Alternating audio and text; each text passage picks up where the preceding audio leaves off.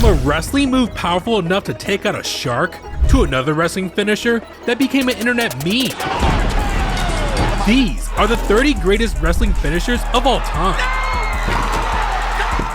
And first, Goldberg made the spear iconic, but Braun Breaker's been a beast with it, especially when he did this to IShow's Speed.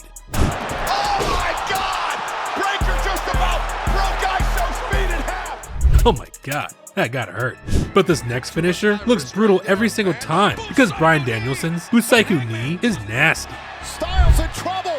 The running now. But some finishers lose their impact when everyone does them, except number 28. He's got him. Yes, it's over. I don't believe it. Yeah, that thing's timeless, man. But this back-breaking move not only hurts my lumbar just looking at it, but it has the perfect name because back when Mercedes Moné was Sasha Banks, she used the Banks statement, and it's straight money. I just said, Sasha Banks! Is it her night? She's over! Okay, sometimes the best finishers are just a twist on standard moves, like the Last Ride. Cause when The Undertaker switched to the American Badass, he needed something new.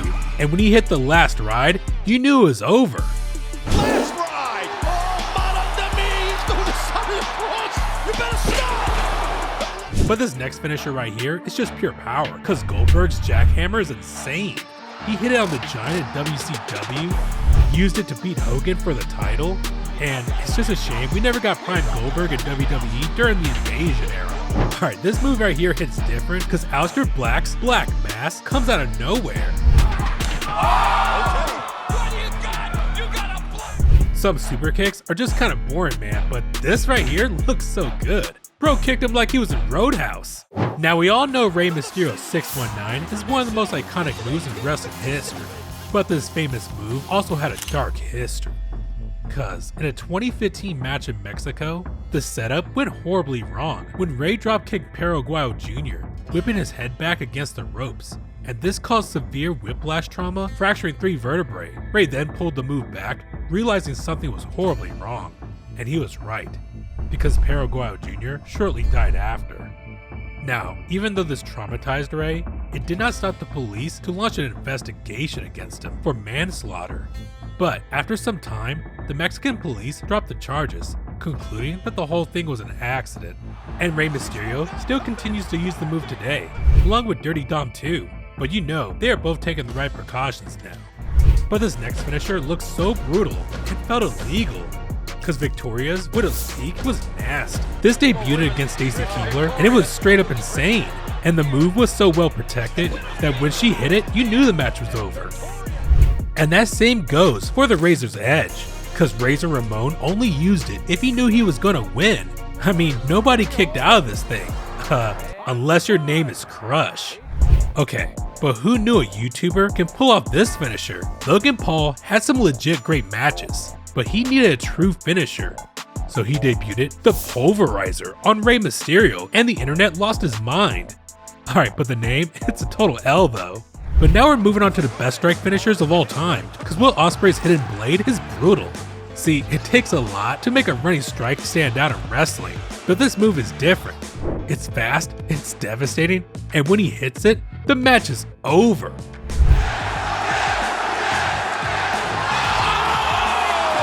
Yes! Whipped him up! Yes! Here we go! Yeah! Man, that's just insane. But this next finisher is a classic that'll never die, cause the Frog Splash is in a league of its own. You could trace it back to Superfly Snuka, but the most memorable version will always be Eddie Guerrero's. When he hit it on Brock Lesnar to win the WWE Championship, it was one of the most heartwarming moments in wrestling history. Viva la raza! But this next move, it's kind of a joke.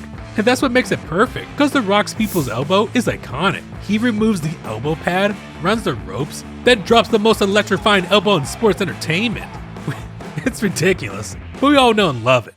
But sometimes you need to let a classic move evolve. Just like Charlotte Flair's Figure 8 leg lock. See, she took it from her dad, Ric Flair, who did the legendary Figure 4 leg lock, but Charlotte bridges her body backwards, adding her own twist to it. It's completely unique and shows off her insane athleticism. She really took a classic and made it her own. But there was another move that's so crazy. Even Logan Paul copied it. Oh my god, and Adam Page even did the buckshot lariat off of the ref. And even Logan Paul wanted in on the move, which low-key looks better than Adam's. Okay, I know that's a hot take, but I mean, damn. And this next move is always something that I did to my little bro in the backyard. Holy kick and a cover! Top rope! Swanton! Hardy pin! 2! Yes! Oh man, that never gets old. Unlike this next guy, when he first jumped to WWE, the Walls of Jericho was a great finisher. That thing could strike at any time. I mean, it's so iconic, even John Cena brought it back. But Kenny Omega's One-Winged Angel is in a league of its own. Nobody kicks out of this thing, so when you see it, it feels like you're watching something really special. I mean, look how complex this move is. Okay, sometimes you just want to watch something phenomenal. And even approaching 50 years old, AJ Styles really nails the phenomenal forearm. It's everything Roman's Superman punch wanted to be. But this finisher is devastating and tragic, cause it legit destroyed lives, man. Harley Race invented it and told everyone never to attempt it because of the brain and spine damage it caused him. But wrestlers kept doing it anyway. Like Chris Benoit, who's probably most well known for it, and we all know what happened there. I mean, when there's smoke, there's fire, right? But this next move is straight blazing, cause Rhea Ripley's Riptide lands with huge impact. It's brutal looking, but easy to set up, whether she's hitting it on Charlotte Flair or influencers from the UFC. The move is so wild, even Call of Duty had to put it in their game. She needed a finisher that looked devastating, and this does the job every single time. But who knew Brock Lesnar's F5 is so powerful, it actually saved a bunch of people from a shark attack? Alright, that's just crazy. I mean, the dude literally threw Big Show around like a rag doll. And when you take this many in a row, I mean, good luck with that. But Triple H's pedigree is about as close to GOAT tier as you can get, whether he's hitting it clean or slamming guys onto a chair. And when Triple H became the head of creative, other wrestlers like Seth Rollins started using it, proving that he's one of Triple H's favorites. Kinda like number 6, cause the Styles Clash is so dangerous that Lionheart publicly begged AJ Styles not to use it. In 2014 alone, Styles seriously injured 2 wrestlers. Lionheart broke his neck and doctors said he might never walk again. The problem is, everyone wants to tuck their chin, so their head gets driven straight to the mat, but the move is still being used on rare occasions. Alright, now we're on to the top 5 now, and we're serving up a classic that never gets old, cause the choke slam is just iconic. It's simple, it's brutal, and it always pops the crowd.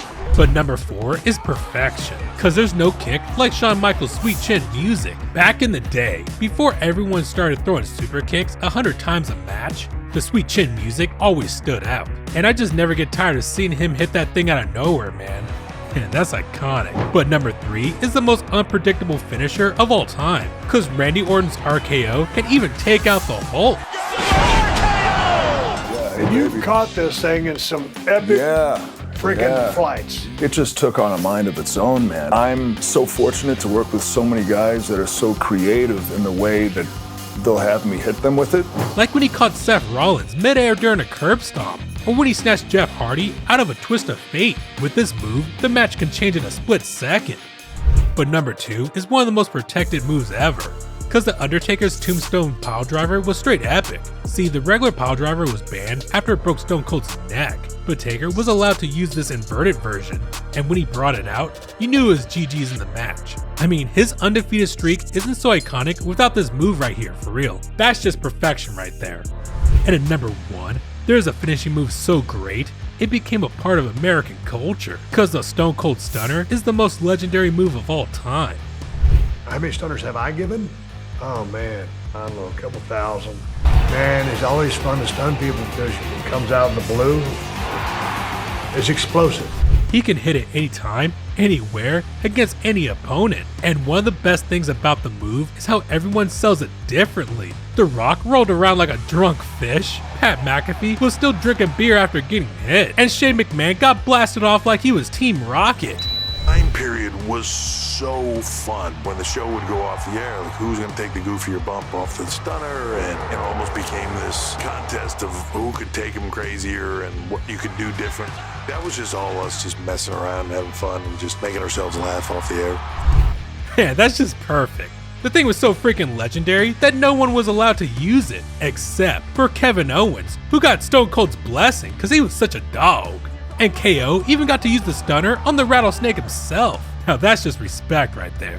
What are some other great moves that I missed? Let me know in the comments. And just when you thought these finishers were crazy, you gotta check out this next video right here, because that video is even crazier. Just click right in the middle, and I'll see you there in a few seconds.